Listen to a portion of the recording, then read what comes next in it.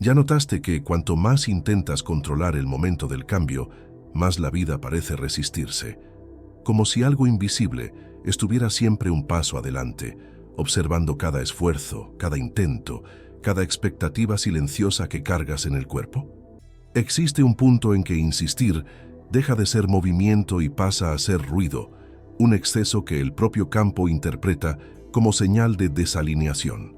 Y tal vez lo que está a punto de revelarse aquí no sea una nueva técnica, ni un método más refinado, sino la razón profunda por la cual el acto de intentar, exactamente como aprendiste, mantiene todo suspendido, en espera, como si el universo estuviera aguardando que sueltes algo que todavía ni te das cuenta que estás sosteniendo. Antes de avanzar, si este espacio ya comenzó a tocar algo en ti, suscríbete al canal, dale like a este contenido y deja un comentario. No como un gesto automático, sino como una señal consciente de presencia. El campo responde cuando participas. Existe un momento, casi imperceptible, en que el deseo deja de ser impulso creativo y se transforma en vigilancia. Todavía lo llamas esperanza, enfoque, compromiso, pero el cuerpo ya entró en otro estado, un estado de chequeo constante, de microtensión silenciosa, de espera inquieta. Y es aquí donde la paradoja comienza a operar, no como castigo, sino como consecuencia natural de un sistema que responde exactamente a lo que se transmite, no a lo que se pide. Intentas manifestar porque sientes que algo falta. Y mientras esa sensación gobierna el fondo emocional de tu experiencia, todo lo que haces pasa a cargar esa firma invisible. No importa cuántas afirmaciones repitas, cuántas visualizaciones refines, cuántas imágenes mentales construyas con precisión casi obsesiva. El campo no responde a la forma del pensamiento, responde al estado que lo sostiene. Y el estado que sostiene el intento excesivo es siempre el mismo: ausencia. Tal vez ya lo sentiste. Ese cansancio extraño que surge después de hacer todo bien. La sensación de estar siempre ajustando algo interno, como si hubiera un error oculto que necesita ser corregido antes de que la vida finalmente se mueva. Ese esfuerzo no nace de la fe, nace de la vigilancia. Y vigilancia es el idioma de la escasez. El conflicto no está entre tú y el universo, está entre capas internas que no conversan entre sí. La mente consciente desea, imagina, proyecta, pero el cuerpo, más antiguo, más honesto, reacciona, siente urgencia, siente miedo de perder tiempo, siente la presión de todavía no estar ahí. Y cuando el cuerpo entra en ese modo, todo el sistema cambia de frecuencia sin que te des cuenta. Aquí está el punto que rara vez se dice: intentar demasiado no es señal de alineación. Es evidencia de que el deseo todavía se percibe como distante.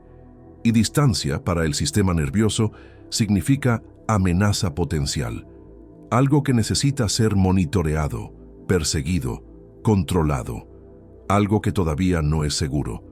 Y cuando el cuerpo no se siente seguro, no crea, protege, economiza energía, entra en modo de supervivencia, aunque la amenaza no sea física, aunque sea apenas simbólica, emocional, existencial. El simple hecho de todavía no haber sucedido ya es suficiente para activar ese estado. Puedes no llamarlo miedo, puedes llamarlo expectativa, compromiso, enfoque, pero el cuerpo no negocia con narrativas, responde a señales, y la señal que recibe cuando intentas manifestar a partir del esfuerzo es clara. Todavía no tenemos, todavía no llegó. Todavía necesitamos hacer algo para merecer, corregir, alcanzar. Así es como la paradoja se instala, porque aquello que más deseas experimentar, expansión, abundancia, fluidez, sincronicidad, exige exactamente lo opuesto de lo que estás emitiendo. Exige seguridad interna, exige cesación de la vigilancia, exige un estado en que el cuerpo ya se comporta como si el futuro estuviera resuelto, aunque la forma todavía no haya aparecido, pero te enseñaron a hacer lo contrario, a insistir, a reforzar, a recordarle al universo todos los días lo que quieres, como si pudiera olvidarlo. Y en esa repetición existe un mensaje implícito que rara vez se percibe. Todavía no sucedió, todavía no confío, todavía necesito chequear. El campo escucha eso, no como juicio, no como castigo, sino como instrucción. Cuanto más intentas, más confirmas para ti mismo que todavía no es. Y aquello que todavía no es, no puede ser vivido como presente. Permanece siempre proyectado en el después, en el cuándo, en el tan pronto como. Y todo lo que vive en el futuro genera tensión en el ahora. Una tensión sutil, continua, que se acumula en el cuerpo como un ruido de fondo. No estás fallando en la manifestación, estás siendo coherente con el estado que sostienes. Y coherencia es una ley silenciosa, implacable, precisa. El campo no responde al deseo aislado, responde al conjunto. Responde a la suma entre pensamiento, emoción y fisiología. Y cuando esa suma apunta hacia la falta, es la falta la que se reproduce. Aquí nace el conflicto existencial más profundo de este camino, porque soltar parece peligroso, parece rendirse, parece perder el control del único recurso que crees tener, el esfuerzo, y al mismo tiempo seguir intentando duele, cansa, genera frustración, crea la sensación de estar siempre al borde de algo que nunca se concreta. Es en ese espacio que muchos entran en colapso interno, o se endurecen todavía más, doblando la fuerza, aumentando la vigilancia, o comienzan a sentir un vacío extraño, como si nada más tuviera sentido. Ese vacío no es error, es señal de transición. Es el momento en que el sistema comienza a percibir que el viejo modo de operar ya no funciona, porque existe un umbral, un punto en que intentar deja de ser acción y pasa a ser resistencia. Resistencia al flujo natural de reorganización que solo sucede cuando el cuerpo no está en alerta. Resistencia a un estado más profundo de confianza que no se prueba con esfuerzo, sino con cesación. La paradoja de la manifestación no te pide que hagas más, te pide que percibas el costo invisible del intentar. ¿Cuánto de ese intento es en realidad miedo disfrazado de disciplina? ¿Cuánto de ese control es apenas una forma sofisticada de no relajarte en lo desconocido? Y mientras esa percepción no sucede, el ciclo se repite. Deseo, intento, vigilancia, frustración, ajuste, nuevo intento, siempre con la sensación de que algo está casi ahí, pero nunca se entrega completamente. Nada de esto es aleatorio, nada de esto es falla personal. Es apenas el reflejo de un sistema que responde exactamente al estado en que vives, no al futuro que imaginas. Y tal vez, sin darte cuenta, ya te estés acercando al punto en que intentar simplemente se vuelve insostenible, donde algo en ti comienza a cansarse de luchar contra lo invisible, donde surge la pregunta silenciosa, peligrosa, liberadora. ¿Y si el esfuerzo es justamente lo que está bloqueando? Esa pregunta no viene de la mente, viene del cuerpo, y cuando surge, algo ya comenzó a cambiar. Observa con honestidad brutal dónde en tu vida el deseo se volvió vigilancia, dónde llamas enfoque a aquello que, en el fondo, es miedo de soltar. No intentes corregir esto ahora, solo percíbelo, porque la percepción, cuando es real, ya inicia el desplazamiento del estado interno, y el campo siente ese movimiento antes incluso de cualquier acción. Existe una capa de la realidad que no responde a la lógica, ni a la insistencia, ni al esfuerzo mental. Responde al estado. Y el estado no nace en el pensamiento, nace en el cuerpo. Antes de que cualquier idea se forme, antes de que cualquier deseo sea nombrado, el sistema nervioso ya decidió si el mundo es seguro o amenazador, expansivo o restrictivo, favorable u hostil. Esa decisión sucede en milisegundos, fuera del lenguaje, fuera de la consciencia. Y es ella la que gobierna todo lo que viene después. Puedes creer que estás manifestando con la mente, pero es el sistema nervioso el que está transmitiendo. Él es el emisor silencioso de tu campo. Cuando entra en modo de supervivencia, todo el organismo pasa a operar a partir de una lógica muy específica: economizar energía, evitar riesgos y anticipar pérdidas. En ese estado no existe creación verdadera. existe apenas adaptación. Lo que casi nadie te contó es que la mayor parte de las prácticas de manifestación, cuando se hacen desde la urgencia, activan exactamente ese modo. Visualizar repetidamente aquello que todavía no llegó, chequear señales, buscar confirmaciones externas, ajustar pensamientos para no errar la vibración. Todo eso puede parecer espiritual, pero para el cuerpo suena como alerta continua, como si algo importante estuviera faltando y necesitara resolverse lo antes posible. Ese es el territorio de la dominancia simpática. El sistema nervioso simpático no es enemigo, es esencial para la vida. Es lo que te hace reaccionar, actuar, protegerte. Pero cuando se vuelve crónico, cuando se convierte en el telón de fondo de la existencia, el cuerpo pasa a vivir como si estuviera siempre atrasado para algo que define su supervivencia. Aunque ese algo sea simbólico, aunque sea un deseo, un sueño, un cambio de identidad. En ese estado el cortisol sube, la adrenalina se mantiene circulando, la musculatura permanece en microcontracciones, la respiración se vuelve superficial y, tal vez lo más importante, la corteza prefrontal, la región asociada a la creatividad, a la visión de futuro, a la flexibilidad cognitiva, comienza a perder acceso. No porque estés haciendo algo mal, sino porque el cuerpo no ve espacio para crear cuando todavía está intentando sobrevivir. Puedes pensar en abundancia, pero el cuerpo siente urgencia. Puedes afirmar seguridad, pero el sistema lee escasez, y entre lo que piensas y lo que el cuerpo siente, quien transmite es el cuerpo. Es aquí donde la teoría polivagal se vuelve un mapa silencioso de este proceso.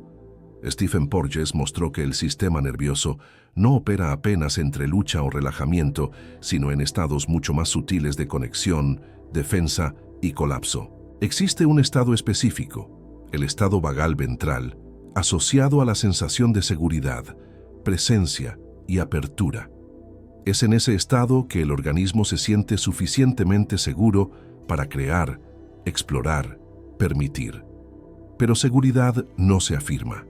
Seguridad se encarna. Cuando intentas manifestar desde el necesito que esto suceda, el cuerpo no oye el deseo, oye la presión. Y presión, para el sistema nervioso, es señal de que algo todavía no está resuelto, de que el ambiente interno no es estable, de que es necesario mantener la vigilancia. Es por eso que tantas personas sienten un alivio extraño cuando dejan de intentar, no porque dejaron el deseo, sino porque cesaron la tensión. Y en ese cesar, algo se reorganiza solo. Sincronicidades surgen, invitaciones inesperadas aparecen, caminos antes invisibles se revelan, no como recompensa, sino como consecuencia fisiológica.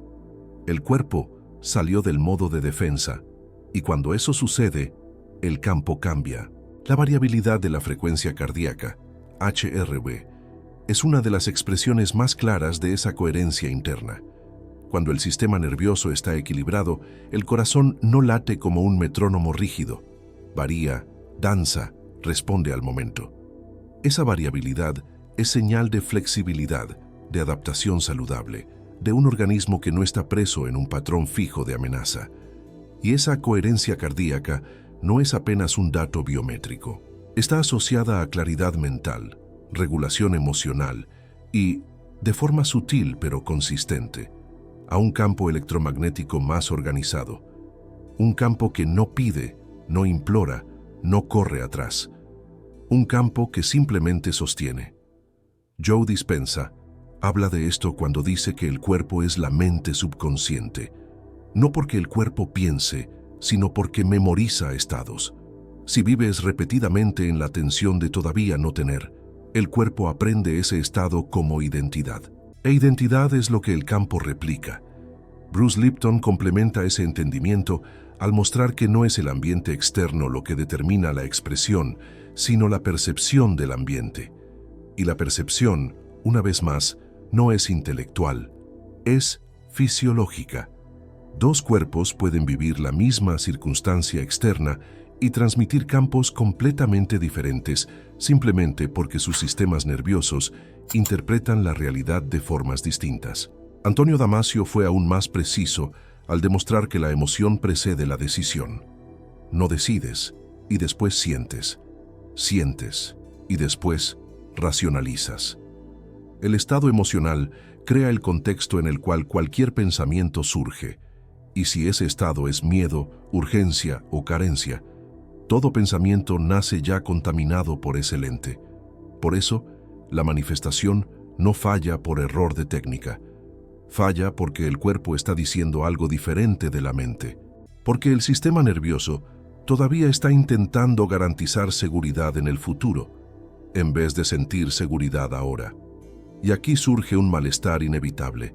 No es posible engañar al campo mientras el cuerpo está en alerta. No sirve hablar de confianza mientras la respiración está corta. No sirve visualizar abundancia mientras el estómago está contraído. El campo responde a lo que se vive, no a lo que se ensaya. Esa comprensión cambia todo, porque quita el peso de la performance espiritual y devuelve la responsabilidad al lugar correcto, el estado interno, no como algo a ser forzado, sino como algo a ser permitido. No necesitas convencerte de nada. Necesitas crear las condiciones para que el cuerpo no esté en guerra con el futuro.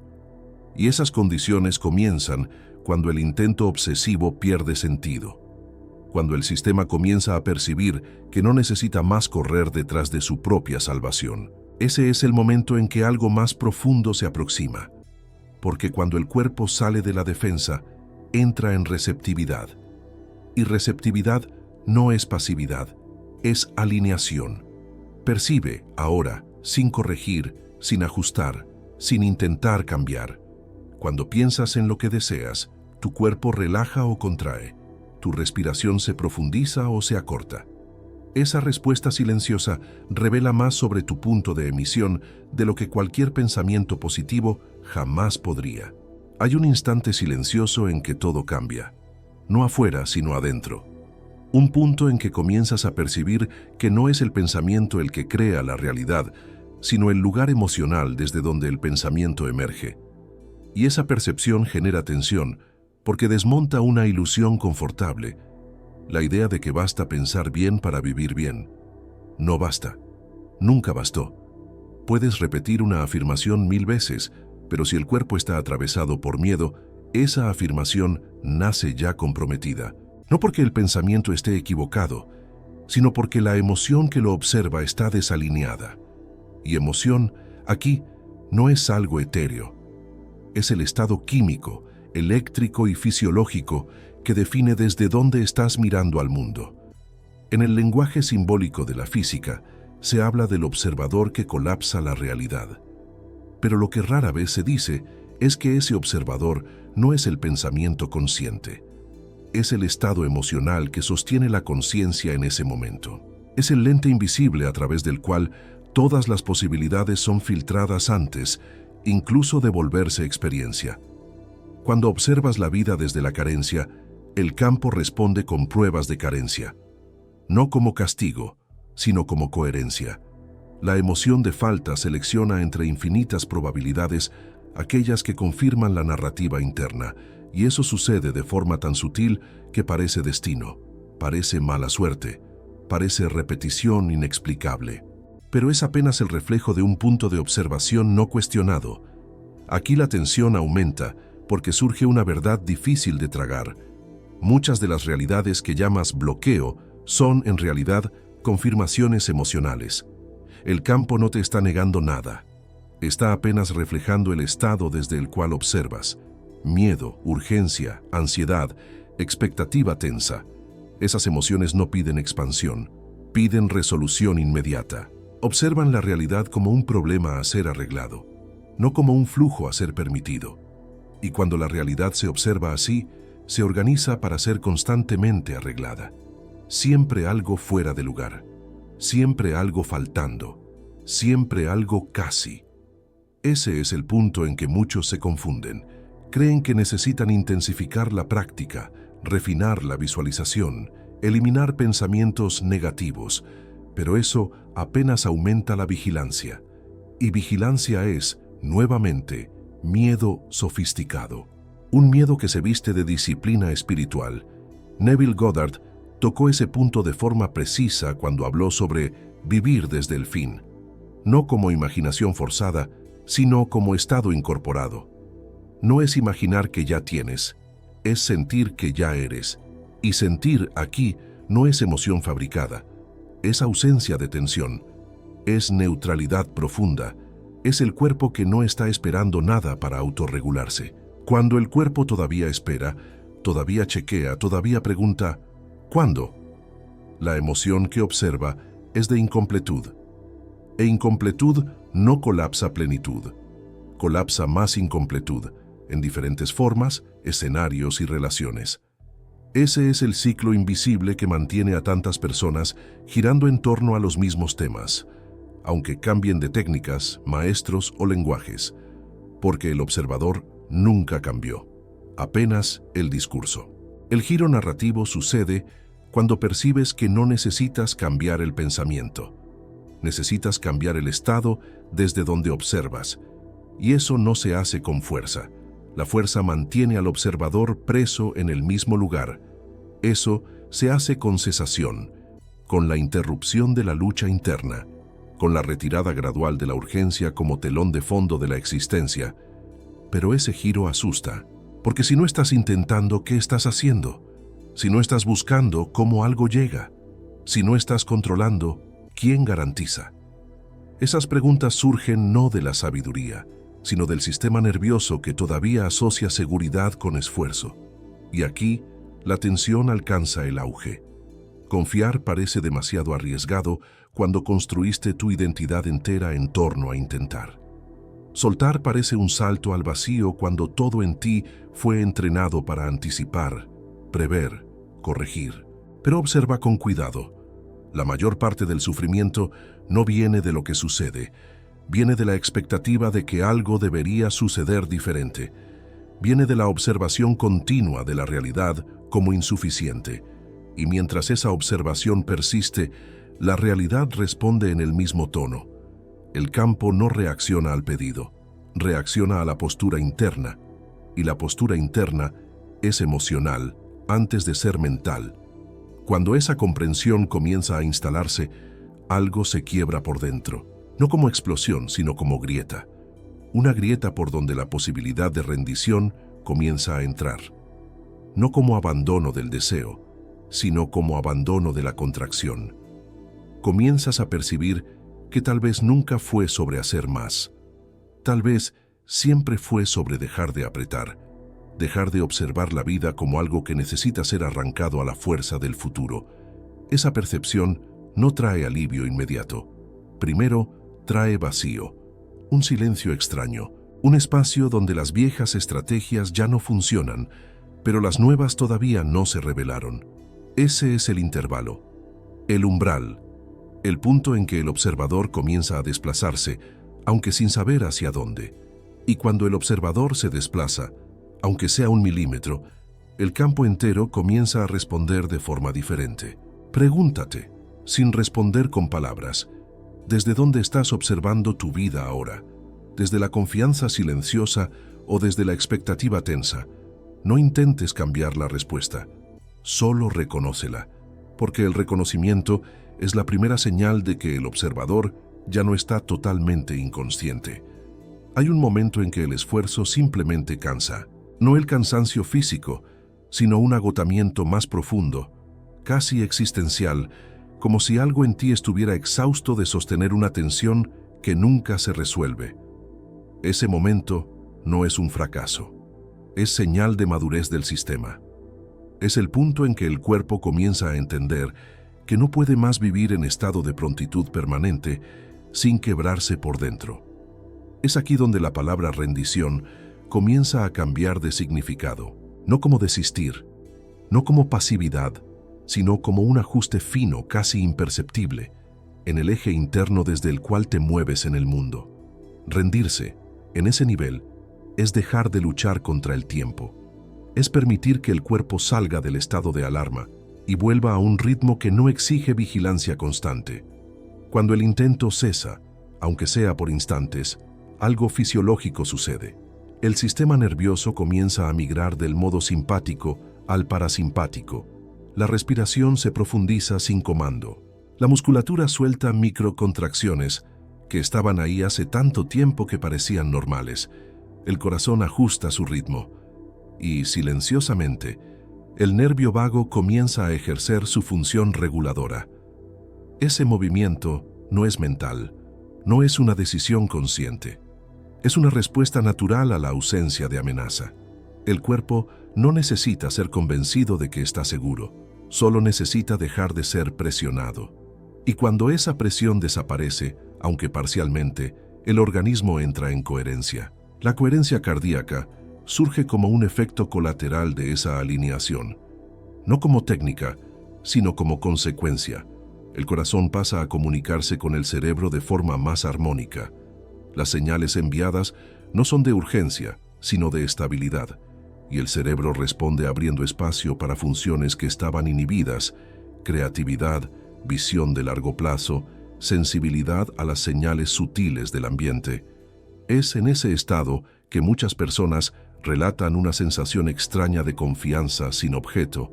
No hay certeza de nada externo, no hay garantía visible, y aún así algo relaja, como si el cuerpo hubiera dejado de pedir pruebas, como si no necesitara más confirmar el futuro para autorregularse en el presente.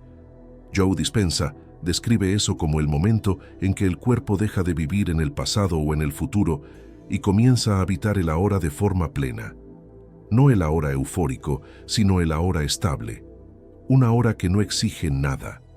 Una hora que no espera nada. Una hora que simplemente es. Y es justamente ese estado que tantas tradiciones espirituales señalan como el verdadero portal de transformación. No porque algo mágico sucede, sino porque el sistema entero entra en alineación. El cuerpo no está en contradicción con la mente. La emoción no está en guerra con el deseo. El campo no está recibiendo señales mixtas. Cuando sueltas, el campo se organiza.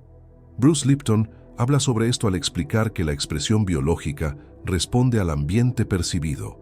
Cuando el ambiente interno deja de ser hostil, cuando el cuerpo no se siente presionado por una expectativa constante, la biología cambia. No por fe, sino por adaptación. El organismo comienza a operar como si la supervivencia no estuviera en juego. Y cuando la supervivencia no está en juego, la vida puede expandirse. La rendición consciente es exactamente eso: permitir que el cuerpo deje de luchar contra una amenaza que solo existe como proyección futura. Es confiar no en el resultado, sino en la autorregulación.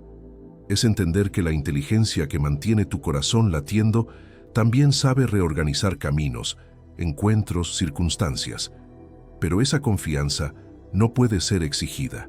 Emerge cuando el control pierde sentido, cuando intentar ya no trae alivio, cuando insistir ya no parece opción viable, y en ese punto algo en ti naturalmente suelta. Ese soltar no es un acto heroico, es casi un colapso suave de la resistencia, un ya no aguanto más sostener esto. Y paradójicamente, es en ese exacto momento que la energía antes gastada en vigilancia queda disponible para percepción. Comienzas a notar señales que siempre estuvieron ahí, oportunidades que no encajaban en el guión rígido que habías creado, movimientos del campo que no obedecen a la lógica del esfuerzo. La rendición crea espacio, y espacio es lo que permite reorganización. Cuando el sistema nervioso entra en estado parasimpático, el cuerpo transmite seguridad. Y seguridad es uno de los estados más poderosos de atracción. No porque llama, sino porque no repele. No porque busca, sino porque no bloquea. El nervio vago, al regular el corazón, el intestino, la respiración, crea una base fisiológica para la presencia. Y presencia es el estado en que no estás intentando salir de la hora. Es el estado en que el futuro no se usa como escape. Es el estado en que no estás esperando ser salvado por algo que todavía no llegó. Y cuando no esperas, algo sucede. No como milagro, sino como consecuencia natural de un campo que dejó de emitir urgencia. La conexión emocional aquí es profunda porque toca algo primitivo: el derecho de descansar internamente, de no necesitar probar, garantizar, anticipar, de simplemente permitir que la vida se mueva sin ser constantemente empujada. Ese es el tipo de rendición que transforma, no porque hace que algo suceda, sino porque deja de impedir. Percibe dónde, en tu experiencia, todavía confundes control con seguridad. Observa si soltar parece peligroso o liberador. Esa reacción revela exactamente dónde el sistema nervioso todavía asocia relajamiento con pérdida y donde la próxima reorganización silenciosa ya se está preparando. Llega un punto en que la pregunta deja de ser ¿cómo manifestar? Y se transforma en algo mucho más silencioso y desconcertante.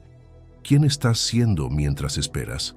No como identidad social, no como narrativa espiritual, sino como estado incorporado. Porque la realidad no responde a aquello que quieres, responde a aquello que sostienes sin esfuerzo. Aquí, el dilema se vuelve inevitable. Puedes seguir deseando desde una mente que proyecta y desde un cuerpo que desconfía.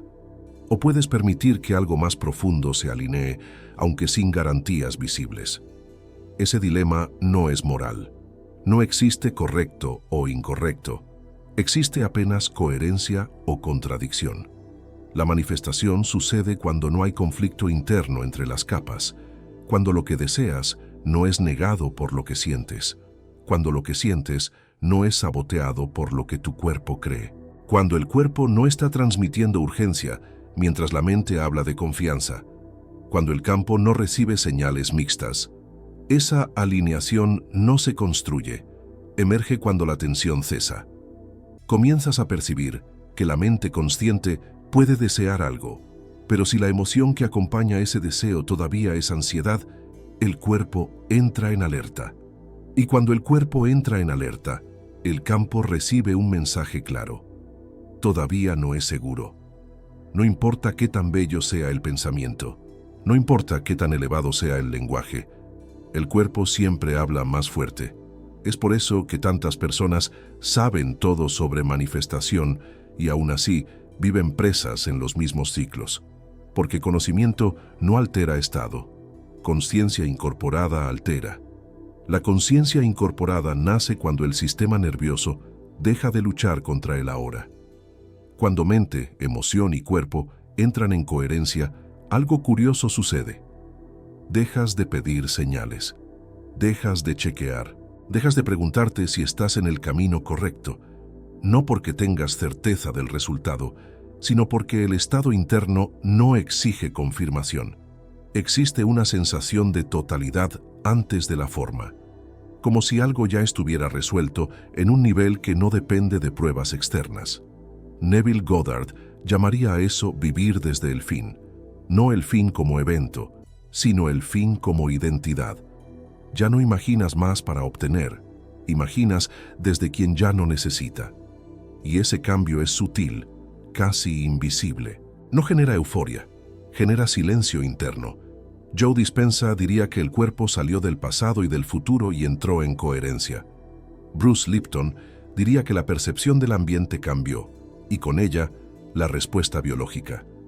Antonio Damasio recordaría que la emoción dejó de señalar amenaza, y por eso nuevas decisiones pasaron a ser posibles. Lenguajes diferentes apuntando al mismo punto. En ese punto, la realidad externa comienza a reorganizarse, no como espectáculo, no como premio, sino como consecuencia inevitable de un campo que dejó de emitir contradicción. Personas surgen de forma inesperada, invitaciones aparecen sin esfuerzo, caminos que antes parecían cerrados se muestran demasiado obvios como para haber sido vistos antes. Y es aquí donde muchos se confunden nuevamente.